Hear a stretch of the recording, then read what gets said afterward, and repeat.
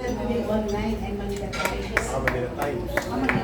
Ito po kasi ang Pangasinan ang isa sa vote-rich province. Almost 3.2 million na ata. Almost may get to million na. Siguro baka yung 2028 almost 4 million. Wow. Kasi yung Malaki. yung kwan po ng statistics now, mas marami po yata yung mga mag-iitin na.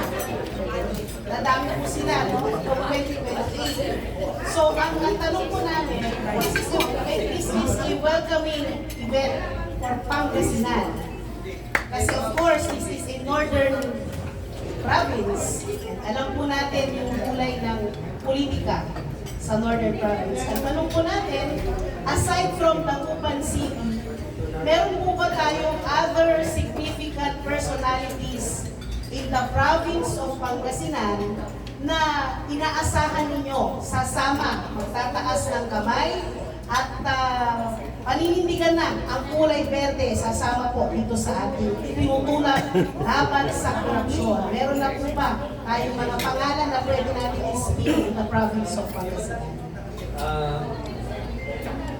Kasalukuyan, ma'am, hindi kami nakikaalam sa daloy ng politika.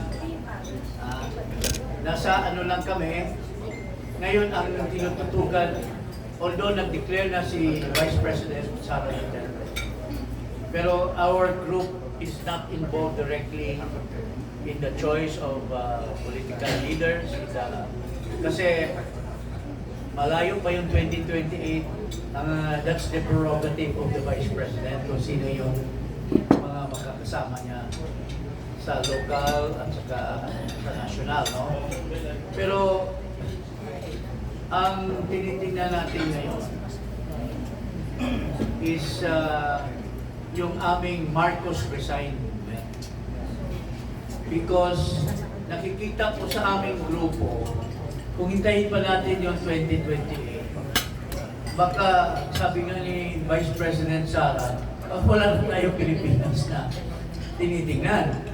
At the rate we're going now, puro na lang pambobola. Nakatawag si Marcos ng meetings ng mga mayors, ng mga governors, at pinuprobisahan niya ng mga projects, no? But if you look at the budget now, 6.7 trillion. Ang general, ang gross domestic product, ang GDP, is only 3%. So, paano mo maaabot yung gap ng 6.7 kung ang expected revenue ay hindi pa abot ng 5 trillion. So, yun ang malaking problema. Panay ang promise niya, panay inuguyo rin niya yung mga taong bayan sa kanya-kanya. So yun po ang tinututukan natin, itong grupo na tinatayo natin. At hinayaan namin si Vice President sa kanyang role as candidate, pero we are also looking at strengthening the group against the kabulastugan ng Pangulo, kabulastugan ng kanyang gobyerno, in the hope that he will tender his resignation. And hindi na tayo abot ng 2028 kung sino yung constitutional successor, ma-address na kagad ang problema ngayon. Kasi yung governance ni Marcos talagang we don't expect. He keeps on promising this and that and this. Pero it's all talk, no play. Walang action. So, yun po ang tinitingnan ng itong kapila ng mamamayan is to organize people, lalo na yung consciousness about what's going on. Yun po ang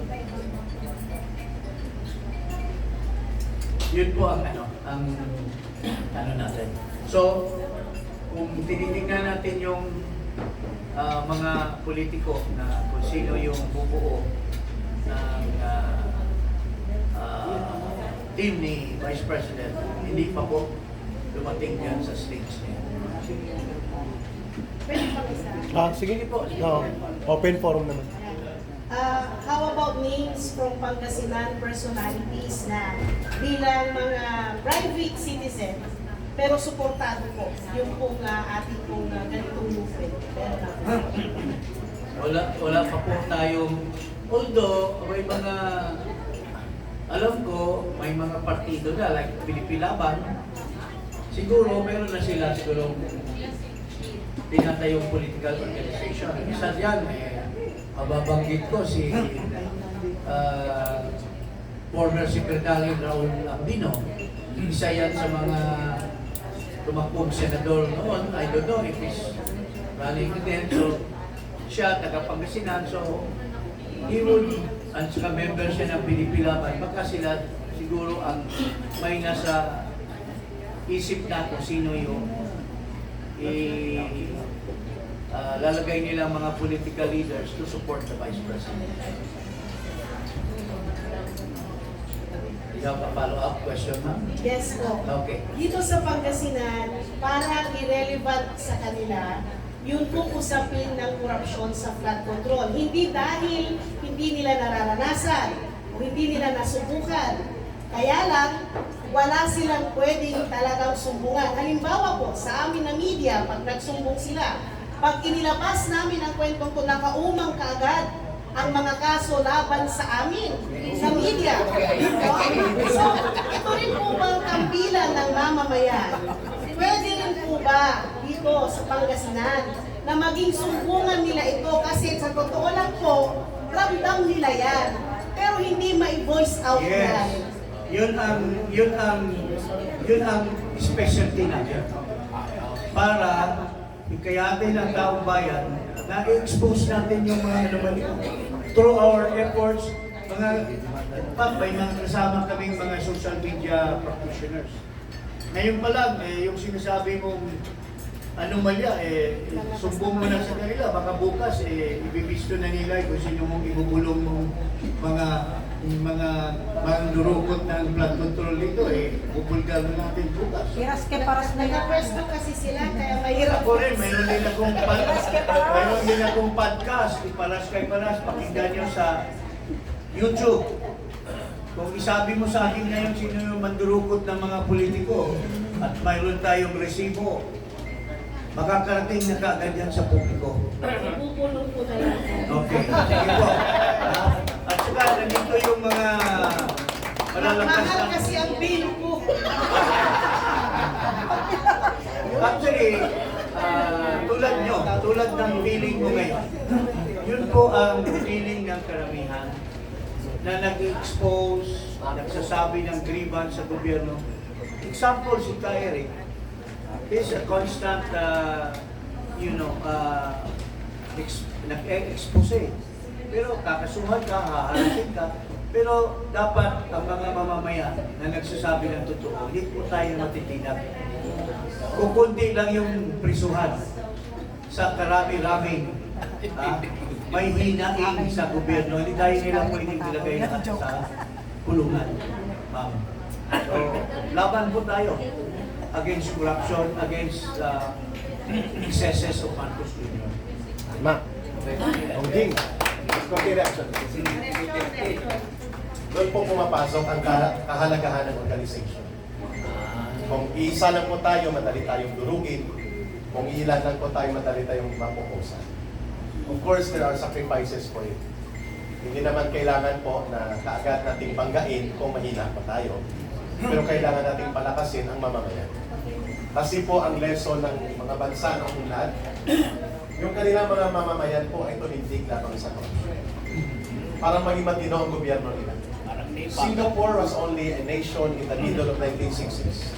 Mahirap na bansa kung Singapore. 80% ng source ng tubig niya nagagaling sa Malaysia. Mahirap na bansa sila. Maliit, wala pang 1/4 ang Mindanao ng Singapore. Mas malaki pa yata ang Pangasinan kaysa Singapore. O ang kabuuan ng Pangasinan at Taiwan. Pero, bakit sila umunlad? Kasi unang inayos nila ang sistema ng gobyerno. Yan, very important po yun. Ang korupsyon ay pinag-uulan yan ang may authority. So kung ang mamamayan po ay bulag, takot, at at hindi sila organized, madali silang magupo o isupilin. Kaya yung binabanggit namin kanina ni Congressman, ni Secretary Jing Paras, we need to build organization. Like Kampilan, kahit loose organization lang. Para magkaroon ng channel ang taong bayan na makapagsalita sila. At nang sa ganun po, kapag active ang tao, yung vigilance ng mga mamamayan, nagkakaroon po ng sense of accountability sa gobyerno. Walang sense of accountability dahil walang napapanagot. Walang napaparusahan. Kaya sa tingin ko po, yun ang mga failures ng dalawang people power. People power 1 and people power 2. Umikot lang ang mga politiko, hindi po umangat ang partisipasyon ng tao para sa isang malinis na gobyerno. At hindi na ipagpapatuloy ang totoong agenda na para sa tao. Kaya naging kultura ang korupsyon. Dahil kultura siya, naging institutional siya. Naging systematic siya. Naputol ang cycle na yan nang pumasok si Rodrigo Duterte. It was not perfect, but there was a fear factor na mahirap mong gawin kasi bibirahin ka. Pwede kang maparusahan. Same with the criminals. No? Same with the drug addicts, the drug lords, the criminal syndicates, the terrorists. Yung element of fear factor, yung decisiveness of law enforcement and decisiveness of political authority. Mahalaga po yun. Yeah, it was never perfect. There can never be a perfect government. But there can only be a system that can facilitate a more advanced or productive governance. Yun ang hinahanap natin. And ang requirement po dyan ay ang pananagutan. So binabanggit ni Secretary Paras, mahirap lumaban ang tao kung iisa, dalawa, tatlo. Pero kapag tuloy-tuloy ang pagmumulat at pagbubuo ng organization, magkakaroon siya ng antas ng confidence at magkakaroon ka ng tinatawag natin sovereign authority ang tao na pwede siyang makialam. Pwede mong kasuhan ng isa, dalawa, tatlo, pero hindi mo pwedeng kasuhan ng buong mamamayan. At ang punto natin kung bakit nandito tayo sa Norte, because gusto natin ipakita na ang rehiyon na ito at bahagi ng Pilipinas, bagamat nandito nang galing si Marcos, ang presidente, ang kanilang kasaysayan ng politika ng pamilya nila, hindi nangangahulugan na ang buong Norte, like including Pangasinan, ay ganoon din po ang pagtingin pa rin natin. Ang ating loyalty ay hindi sa pamilya, hindi sa politiko, kundi para sa ating bansa. Kaya tayo naninindigan, kaya tayo nagsasalita. Organization is decisive. Whatever, ano man po ang inyong paniniwala, ano man ang plano ninyo, it will amount to nothing kung walang organization. Sa amin nga, may kasabihan kami dati nung ako'y nanggaling po ako sa kaliwa 20 years pa ako sa CPP, NPA, NDA. Kaya huwag niyo pong sabihin at i-disabuse nyo ng mind nyo na ang naging NPA ay mga long hair lang. Ay, hindi long hair. May sinasabi kami noon sa doktrina ng organization. Once the political line is set, the organization is decisive. Ibig sabihin po, may plano ka, may pananaw ka, may paniniwala ka, pero baliwala yan kung hindi siya maipatupad. Execution of our aspirations will only be realized if we will have organization. Organization will bring power, and power can increase the strength and the scope of the organization. Magkatuwang po yun. Salamat. Good morning po sa lahat. Nothing wrong here. Ako pa pala si Auntie Pumulong, past regional governor ng Northern Luzon, Pangasinan, Taos Rios. Ako po ay active sa organization. Actually, ako ang isang facilitate ng mga bandong unity. Kaya lang ako pinagsisi. Ako pinagsisi. Kaya nung nakita ko ito ang napaka magandang nangyari sa akin ngayong araw. Wow. Nang malaman ko na ako po yung chairman ng distrito. Kasi every month si chairman. Kaya I will start gathering. Yun. Kasi hindi ko alam kung sino kayo kasama namin. Okay. Diba? Kasi unit team dati. Kaya, promise ko, kay General Taos, I Very will good. start a gathering. Thank you, thank you. Salamat po. At itong ating buting konsyala, willing na table ka agad ito Si Councilor Fernandez at Councilor Kokya. Ano niya dito sa Dagupan, so she can immediately join the group. No? Okay, next, sino pong tatanong pa? Ayun. Ako bilang isang pribadong mamayan, hindi ko po alam na makakarating po ako rito. Then po sa isang kaibigan ko si Ma'am Dina na isa rin kaming Saan po kayong bayan po? dito po sa Dagupan. Dagupan City po kami sir. Okay, sige Dito sir. po nagmumula ang bangus. Na masarap.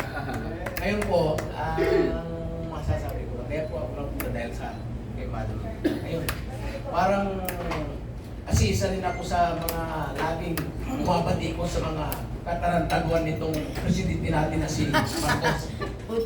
Ngayon, nabuhayan ako ng loob. Nung nakita ko si Eric, Ito talaga. dahil idol ko, lagi kong pinapanood yung mga sa TV. Sabi ko, baga, ito na yung buwan niya. Kasi lagi akong inaano ng anak ko. Tama na yung pag-ano mo bata, baka din. Hindi na ako natatakot dahil matanda na ako eh. Baka kung pwede lang, samahan ko na si Presidente Duterte doon eh. Para may kapituan mo lang. Ito po yung mo. 2015 po. Salamat po sa Davao City. na nanatili po kayong loyal. Opo, malaking organisasyon ng Pangasinan ito eh. Ngayon lang, wala akong napansin na mga naging kasama ko dito sa Pangasinan. Si Madam Alice Torrelang Sampabian, yan po ang presidente namin. Asan pa Okay. yan? Pumunta kami ng 2015 bago maging Pangulo si Presidente Duterte Sa Davao. sa Davao. Yung ano namin ito nga, kay Mio. Buhay pa, oh. Di po, ano po namin. T-shirt. Lagi ko ang iniisip, sabi ko, paano kung makakalapit ko kaya halos mga taong katulad ni Ka Eric na kami, nabudol din kami.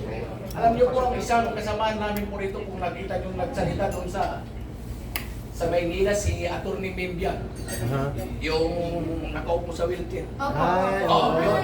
Nakayan po sa Iliano. Okay. Kasama Sabi namin niya, yung Ilocano. okay, ginam. Sa wheelchair. Boss. Nagkaroon siya. Oh, Yung wheelchair. Yun ang salita niya. Naging kasama namin. Siya po ang nag-organize dito sa Pangasinan. Na isa sa akon namin na. So, i-revive po natin yung Hardin. organization Yung nyo. Tatay Digo. Opo. Mayroon na kayong kakampi. Ayun. Under the umbrella na tayo sa kampila ng mga mamamayan. Ilan po ang nasabi ko sa kung Salamat po. lalo na kay Eric. Thank you, Tay. Malapit na. Salamat, Tatay. Thank you. Malapit na. Next.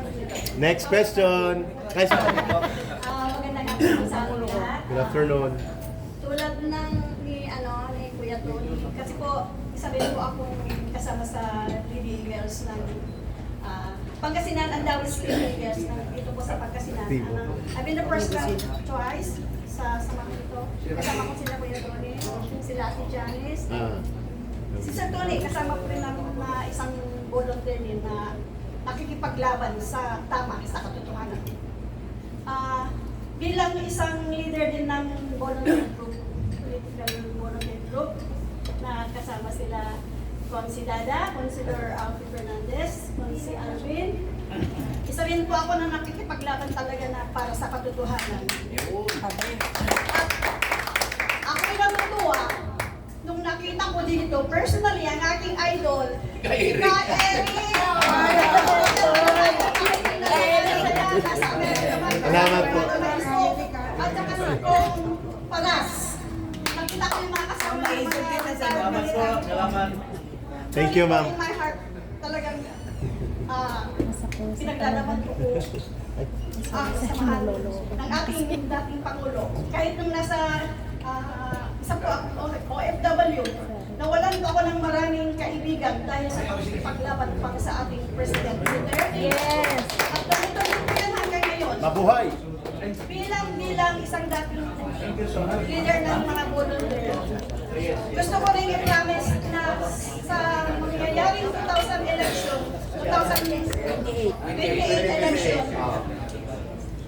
I'll see to it and I promise to be one na magiging daan para makakapagpaliwanag sa mga tao kung anong kabutihan ng maibibigay ng ating Bibi Sara at buong samahan, buong team niya, at sila ang aking ikakampanya po. Wow!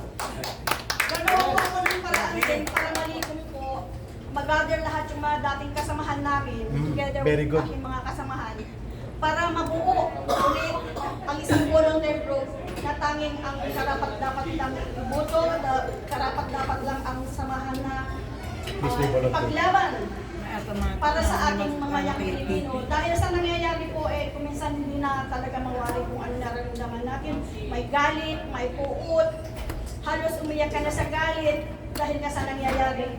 At lalo na din sa mga military. Kasi sabihin ko akong asawa ng military. Oh. So, madalas kong itanong sa asawa ko, bakit anong ginagawa ng pinakapuno ng AFP? Nagsasalita siya, laging sinasabi na sinusuportahan niya ang taong bayan na siya sa kanyang sinampahan. Pero, he's working another way. So, sila mga talagang ating pagkakatiwalaan sa nangyayari ngayon. Pero alam ko, iisa lang, by supporting our VP Sara to be the next Yes. president. Alam ko, ay po sa aming bansa. Maraming Very salamat good. po. Maraming Salamat, salamat. Ang galing. Soy, baka mayroon pa. Ikaw na magtanong, Soy. Kasi po, nung nagkaroon ako ng ma-organize para mag-present ng kampiyan ng mamamayan, ang tasking sa akin from sa Baguio daw, Baguio, La Union ay Pangasinan. Ang inuna ko ang Pangasinan kasi nahirapan ako sa yun. Kasi yung mismo mga mag-anak ko, nagagalit sa akin. Nagagalit sa akin dahil alam mo na sa taon yun, sa Kailocanohan, from Locos Sur, Locos Norte, mga puro Ilocano ay ewan ko ba, bakit mukhang hindi lang nabudol eh. Nakulang na yata ni BBM. Nakulangan. Nakulang din. Parang wala eh. Kahit nung magnakaw, biktima rin ng baha. Ako, nag-react ako, hindi ako una nagano eh. Pero yung mismong bayan ay nakaranas ng baha. Magmula nung maliit ako hanggang pumuti na ang buko. Magkaroon man ng baha, hindi ganun kalala. Tapos naano ko na ang dami talaga ninakaw. Samantalang yung panahon ko kasi galing po ko ng DIG. I am more on public safety and security. Nasa DIG po ko noon, assign ako sa Undersecretary for Public Safety, ako yung Chief of Staff po. Pero although ako sa public safety, pag may meeting po sa peace and order, sa public security, ako ang pinapadala mismo ni Anyo. We covered the DIG order. Nung panahon namin, actually, ito nga si Anyo mas nauna ko na-assign sa DIG. Secretary Anyo. Kasi July ako, siya, December. Mataas ang aking expectation din kay Anyo. Pero itong nangyari, nawala yung respeto ko. Kasi po, matagal din po ako sa publiko, servisyo. Sabi ko, punta na, ngayon lang napapansin ko sa uniform force. Hindi ko naman nila lahat. Kapitan pa lang, tignan yung ang lifestyle nila. doon, nung panahon ko kasi Rose from Garage po ako, hindi ako air, hindi ako lahat. Mahirap ka magka-service, kahit motorsiklo nga, wala eh. Ilakad lang kami noon eh. Sabi ko, ganito pala pagkukurakot ngayon, samantalang nung panahon namin, nung Marcelo, kasi Marcelo baby ako eh. Na-recruit ako nung Marcelo. Kaya PCIP, I belong to the IP. Eh, grabe ang nakawan. Noon, ang nakaw-nakaw lang sa ano, kaya naranasan ko yun. Yung combat shoes ko nga, hindi ako makabili noon eh, ninanakaw pala noon ng ano eh. Then, may nakawan din, may korupsyon, pero hindi yung kalala. Ngayon, ang pinag-uusapan is Trillion. billion to trillion. Ano pala yun na ano ah? Kaya, itong mga kababayan ko sa La Union na ano, ang mismong mga kamag-anak ko, they hate me because I'm a pro Duterte. Siyempre, malaki rin ang ano ko eh. Dahil inassign ako ni Duterte. Actually, hindi ako nag-apply. Tatawagan lang ako because I've been there in Mindanao area. Sa Barn, sa Caraga region, ang ano namin doon is mga MPA. Nung nilipat ako sa mas malala, saan? Mga Muslim. Rebel naman ang mga naka-entro namin. Although I belong to fire, para akong sundalo. Sundalo kami noon. Ang training ko, may training ako ng quarter battle, Close quarter. close quarter battle. Security. Train ako kaya utak pulburon din ako. Kaya parati ako naghahamon. Na ano, hinahamon ko nga, pati si Browder eh. Hinahamon ko, wala kayong mga bayan. Dahil pa kayo nung iting ano, Marine Soldier. Hindi ko ma-organize ang La Union. Dahil nga doon sa mentalidad na budol, hindi lang budol, sabi ko eh. Baka na ano yun, hindi, Hypnotize. sabi mo para Kulang. Gayuma. Yung pala, naguyuma ng pera. Dahil, Na maleta. oo, bumahagi ng pera ng eleksyon. Actually, tumakbo po ako na vice mayor. Because of my baguhin po ang sistema doon sa gobyerno rin namin sa Bawang. Dahil matindi rin po ang corruption doon. Dahil naging consultant po ako doon, nakita ko kaya para hindi ma-asenso ang Bawang. Sabi ko, nung nasa serbisyo ko, hindi ganito. Na ano ko, kaya mismong mga kaklase ko rin, ano ko, pero maraming din gusto, takot lang, katulad yung sinabi ni Madam, takot lang lumantad. Kasi mostly yung actually, businessman din ako, yung mga anak ko, alam ni Mimi yan, pati yung bayan ko, sabi nga na mismo, maapektuhan na yun, ay iniisip mo lang sarili mo. Sabi sa akin, sabi ko, matanda na rin ako. Sir, matanda na rin ako. Pati yung boss ko na si Yusik, sabi ko, ready na akong mamatay. Ayaw kong mamatay nang walang silbi sa mundo. Nabigyan ko na kayo ng kinabukasan nyo, nung nasa babalik ako sa serbisyo. Yun lang nga, itong ganitong klaseng serbisyo na ituwid ang korupsyon. Buti sa kung alam ko lang ganitong dapat nagpayaman na ako noon eh. Naging regional director ako, nag-directorate din ako Malaki ang yan. Pero Kikita. hindi ako nagbulsa. Talagang ko yung dapat na bigay yung serbisyo. Marami akong tinanggal. Uniform force. Dahil naging chief ako ng internal affairs service. Nung PCNP, nasa IGO po ako, IGO, because I'm also a graduate of law. po ang mali at hindi ang tama. Very good. Kaya, huwag po kayong matakot. Ayos. Huwag po kayong matakot. Ayos. Ah, Thank you. Yes, thank you. Yan po ang ano. Kung hindi natin umpisa, sino pa? Di ba? Ayos. Ayos, General Daos. Maraming salamat po. Bata. Ayos. Very good.